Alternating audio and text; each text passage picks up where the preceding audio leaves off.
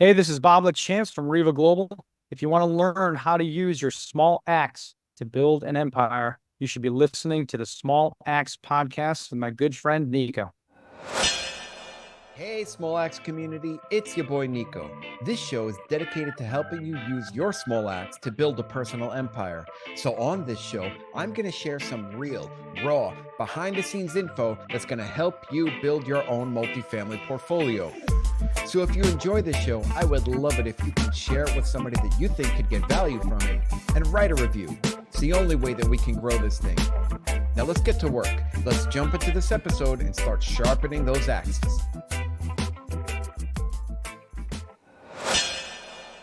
All right, Smallaxe community, it's me, Nico, and today I'm hanging out with somebody named Bob Lachance. If you have not heard him, get ready. You're about to hear about him right now. Bob, welcome to the show. Nico, thanks for having me. Appreciate it. I am excited to talk to you. You have a pretty cool background, and I know a little bit about it, but I would love to learn more, and my listeners would sure love to learn more. So maybe you could take a couple minutes to kind of talk a little bit about yourself and your journey and how you got to where you are today. Sure, I'll give you the 2-second rundown because I have 20 years of experience of getting into this business and doing this business. So I started back in 2004. Prior to that, I played professional hockey for 8 years, which is pretty cool experience. 4 years here in the U.S., 4 years in Europe. And then towards the end of my career, I decided, hey, I just had my first kid. So it's either take my family over to Europe or start my life. At that time, I think I was 30 years old. So I decided to hang up the skates and jump into the world of something.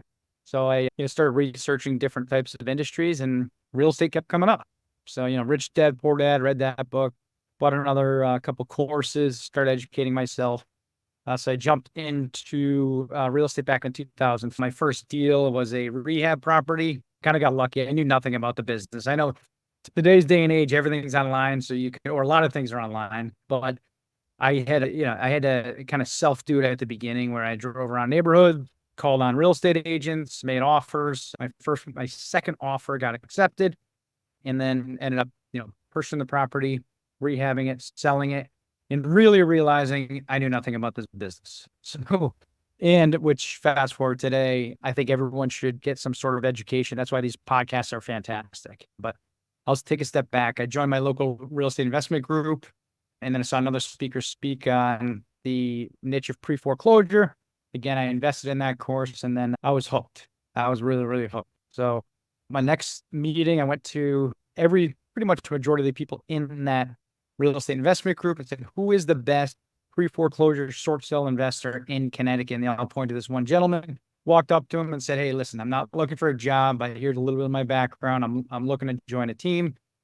He gave me a list of pre-foreclosure properties. He said, well, I'm looking for a door knocker. And I'm like, I don't even know what a door knocker is, but I'm in.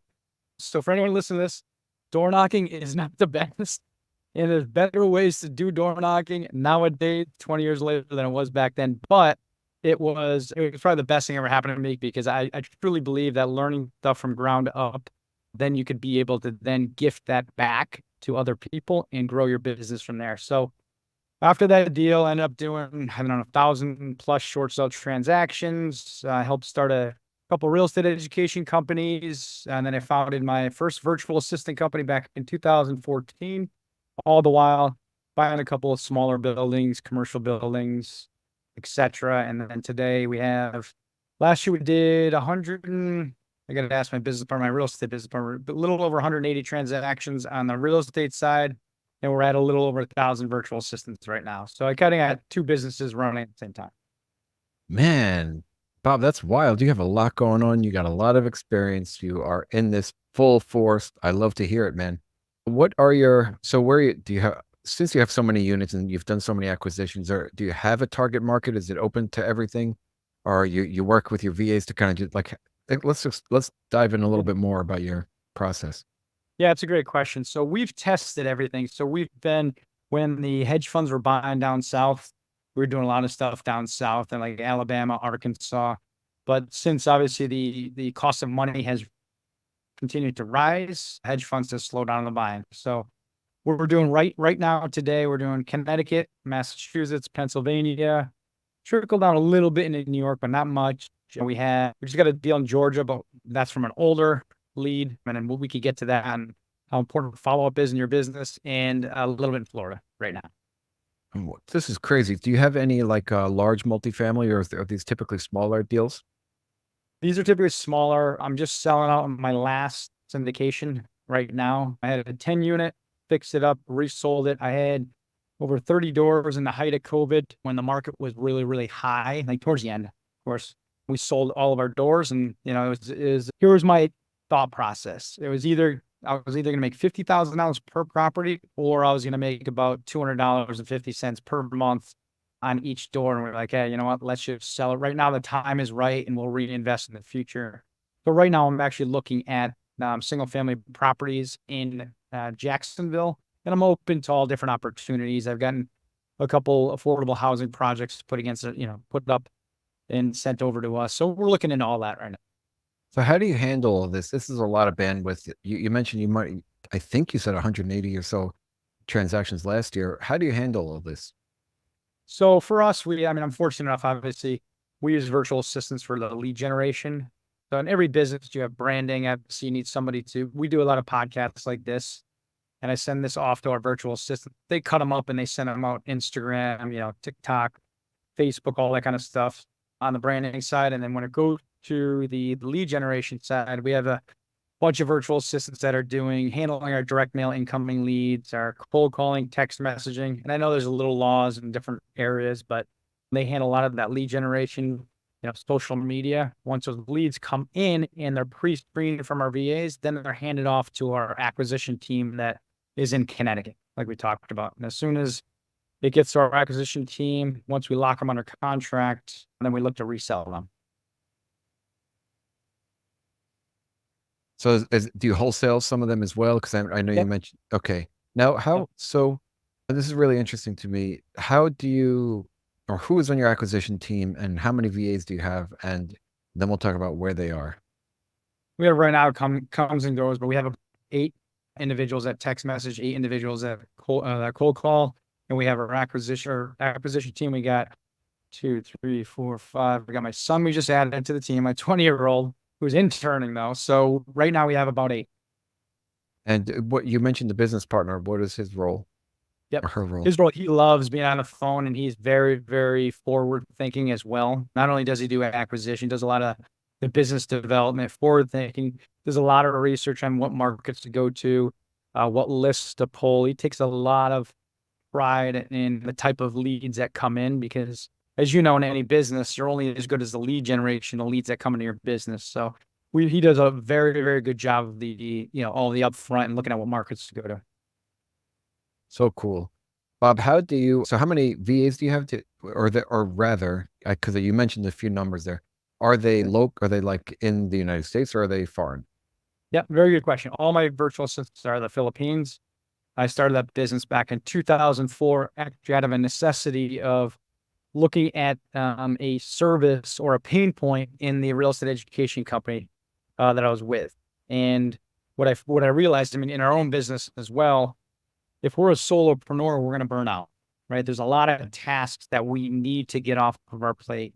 Whether you're, wholesaler, rehabber, property manager, buy and hold, whatever that niche is, there's so many tasks in our daily lives that we do that create burnout that are admin. Someone told me one day that if you're doing $10 an hour tasks, you pretty much have a $10 an hour bank account. You probably heard that statement. And I was like, you know what?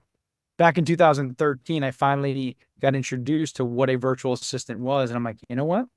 I wonder if there's an industry, if I can marry the financial education that we created to the virtual assistant world, would it be a needed system? I needed a service, because I already knew all the students that I've coached for 7+ years. This is something that they 100% can use. So I tested it myself, obviously, my own business, and realized that a light bulb went on. I said, you know what, this actually could be a business. So started to launch my first virtual assistant company back in 2014.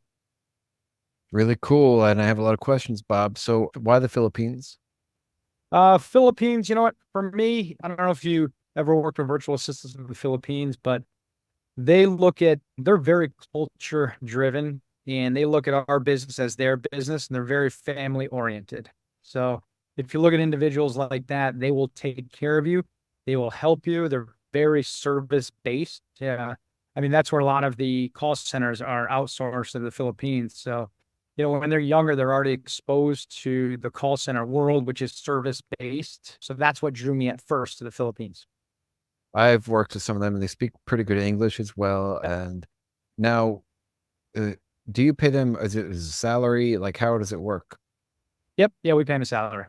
So we have a pretty unique setup where we have everything we handle ourselves, all the way from recruiting to training, to placements, to operations, to management, to HR. So we do all that stuff in the background for our clients as well as our virtual assistants.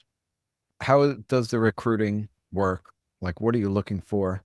How many do you go through? And then what is the training like? Yeah, we have about a 5% rate, the passing rate that come through our system. So first we have a team, we call them the sourcing and recruiting team. They source, we throw out a bunch of ads. And when the ads come in, whether it's through different channels, then we have a team that pre-screens and goes through every single resume, gets on the phone, again, pre-screens them again, making sure that this is exactly what they want, is what we're offering. And then we have a 5-step process through there. Once they get through, it goes to our training team. And again, we weed out another 95%. So only about 5% get through the training. It takes about a month to get through. And the reason why we do that is because I remember when I first hired my first VA at one of the sites that I had to go out and, recruit myself and go through resumes and interview, etc. I was tired. I was beat down. And then the VA stayed with me for 2 weeks and then left. I'm like, oh, so I had to rinse and repeat. And then that's when a light bulb went on. I'm like, I wonder if there's a service out there that does this for you. So that was one of the pieces that I wanted to make sure that was a pain point that we got rid of. So we implemented that. We also implemented, again, about 3 to 4 weeks of training. And then once they get through, because only 5% get through, then they go to our placements team. And that's where we have a pool of individuals that are looking for VAs that fit exactly what that the VAs are experts at. It's cool. I like it, man. It's really interesting. It's something I've always considered and toyed with. I even tried a couple of VAs and I just don't have money and I'm not bringing in enough income to support it. Was there any point in your journey, maybe early on, where you were kind of dishing out money, paying to play, right? You got to pay to play at some point. Was that ever the case for you or no? Yeah, I think it's a case for everybody. And when I first jumped on, I retired from hockey, like I said, and no matter what, even if you're a multi-millionaire, whatever business you're in, you still have a limited amount of resources for whatever that business you want to get into. Real estate investing is no different. Doesn't matter if you come in with $1 million. It all depends on where you want to go. And that in real estate, $1 million could take you a long, long way. But if you jump into commercial and you do one bad deal, that could hurt you. I lost 150 grand on a knockdown rebuild in Greenwich, Connecticut. I'll tell you what I'm never going to do. This is back in 2005. But my takeaway is the reason why I lost that is because I didn't understand. I never did a knockdown rebuild. I didn't get the right mentoring. And I got sold into a can't miss deal. So some more advice to give everybody. There's never a can't miss deal. If you missed it out, I promise you there's going to be 20 better ones behind it. Just educate yourself on that type of business because that 150 grand hurt, but it's like real estate. You can make a lot of money in this business and get back at it.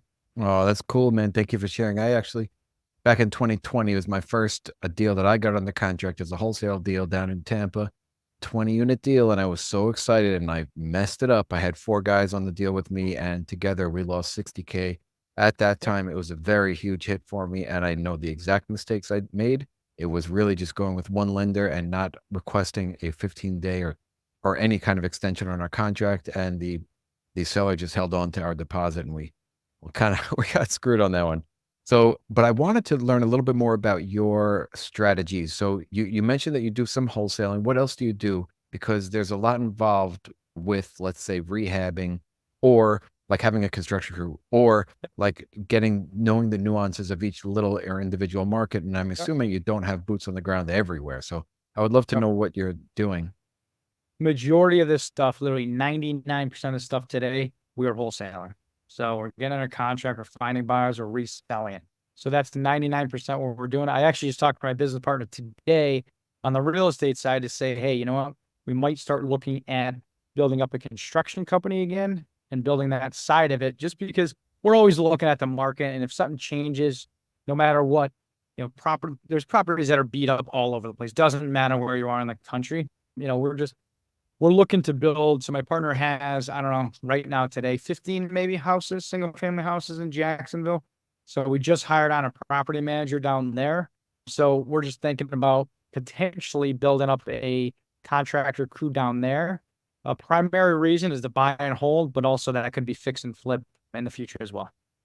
And I'm sure that's for reasons of metrics and data pointing you in that direction. Now, what kind of data, or where do you get your resources, your data from if you're doing a wholesale deal? Like if I were to look in Alabama, let's say, and I'm looking in a certain market, I would have no idea what a property is worth, and I would end up probably overpaying.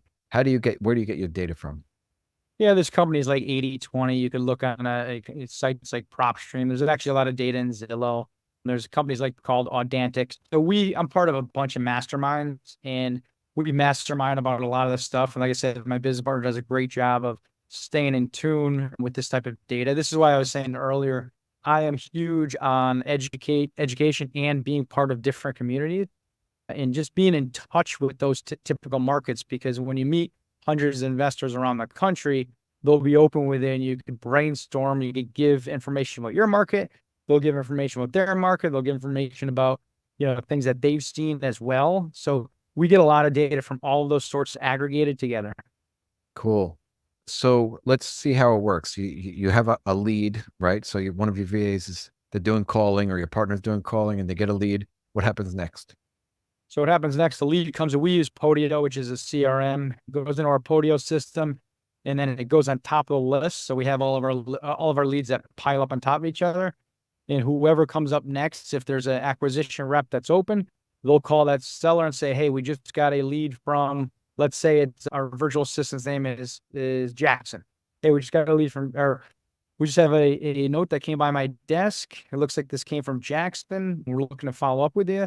And they read the note. So obviously they know what exactly is going on and what happened through that call. And then they just take it from there with the end goal. Typically they're not one call closes. And this is some more advice I'll give everybody is the goal is in the follow-up. So if you have a good follow-up system, typically one call closes are not the norm. You're going to talk to somebody 7 to 10 plus touches. I think it's going up nowadays. I don't know exact national statistic, but this is the reason why we have virtual assistants that are very successful.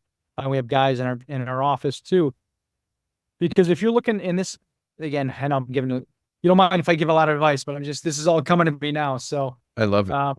Yeah, our acquisition team, if you only hope for low hanging fruit, that's going to wear out and that's going to run out. You got to look at what's in follow up, because the more seasoned it is, sometimes the more profitable it is, because when you get a lead today, you never know what happens to someone else's life tomorrow, right? Things change every day. You get a divorce, you have a death, you have a job loss. This stuff happens every day. So all of those leads and follow-up, you never know. Something could have happened today. So every single one of those is an opportunity. Man, excellent advice. 7 to 10 guys listening out there. It seems like if you can't handle it, if you can't do all these calls, you can't make sure you're following up and having everything, laid out in a CRM for you, then you probably shouldn't be doing it. But it's funny that you mentioned this. After multiple calls and somebody's sitting there and thinking about it, like let's say you say, hey, I think your house is worth $100,000, and that's a blow to them. They don't think it's worth that. They're upset. It might take time for them to get over it. And here's a little kind of a simple or scaled down version of that for me personally. I was looking for a BMX bike for my daughter, and she's growing out of things very quickly. Like this is going to be her third bike or fourth bike. So I was like, all right, I'm going to get her something under $100. This is going to be her first BMX bike. And if she sticks with it and she likes to do tricks and stuff like that, then we'll step it up on the next one. So I was looking on Facebook Marketplace and I was obsessing about it for weeks. And then I said, screw it. I just went on Amazon and I got an entry level BMX bike for like $200. So I doubled what I wanted to spend, but it kind of gave me the peace of mind. And sometimes after mulling it over in my head and just obsessing about it, I said, you know what? This is kind of the better solution for me. Yeah, that is. It's fun. So and this is the current opportunity right now. We have not gotten our contract yet, but we got a PPC lead, and it came from Hyannis, Massachusetts. And on Zillow, it's showing, I think it's like 2.8 million. And my business partner got the call in, and they were adamant. Oh, I want 2.4. I want 2.4. We're stuck at 1.8. The lady keeps calling. Well, you could. Now she's down to 2 million, and he's still like, we're stuck at 1.8. But she keeps coming back. So the motivation, the point is, you never know. It's someone who lives in North Carolina that owns a house in Massachusetts. So, the pain point, taxes are going up, of course. You have insurance. My guess is it's in this property is near the water. So who knows? Maybe flood insurance is going through the roof, and they're like, you know what? I can't afford that extra 20 grand a year. So Yeah. who knows what's going on? We haven't gotten the whole story yet, but this is actually, to your point, this is what's going on right now. Real time. I love it. And up there, I mean, it could be a ski house. We do the reverse. We go down south to get some sun, but maybe it's a ski house, and maybe they're getting older, and maybe they don't ski much anymore. Maybe nobody uses it. Maybe the kids are at college. You're Yep. just like you said. There are so many factors there. I love it, Bob. Well, I wanted to talk a little bit about, I guess, your strategy moving forward. Are you going to stick? I know you mentioned perhaps looking to buy and hold in Jacksonville. Are you going to keep with this wholesaling company? It is a lot of quick bang bang and a lot of work and churn, right? But you mentioned perhaps getting into buy and hold. What are your next 5 years looking like? So my next 5 years, obviously, I'm looking to continue to grow my virtual assistant company in different verticals. I think that's important. But also on the real estate side, it is continue wholesaling on a daily basis. And the buy and hold side is very, very appealing to me because I have 3 kids. My oldest is is interning with us right now. So I want to start teaching him about that side of it. So when he's done, he should be going to college next year. So when he's done in college, he'll have something he could step into. Maybe start teaching property management, start teaching acquisition on how to get those single family properties. I'm also open to other opportunities, like we talked about a little bit before, about affordable housing. The great thing about real estate, and I don't have a shiny object syndrome at all anymore. I did when I first started, true transparency. It's so easy to get sold into it. But I've had money in syndications. I've owned 10-unit buildings. I've done a lot of that different stuff, rehabbing and etc. So for me, I'm open to going back to that. But right now, I don't feel the big units are at the lowest point yet. But I could see going back into that in the near future. Awesome. And before we have a few more minutes, if that's okay, Yep.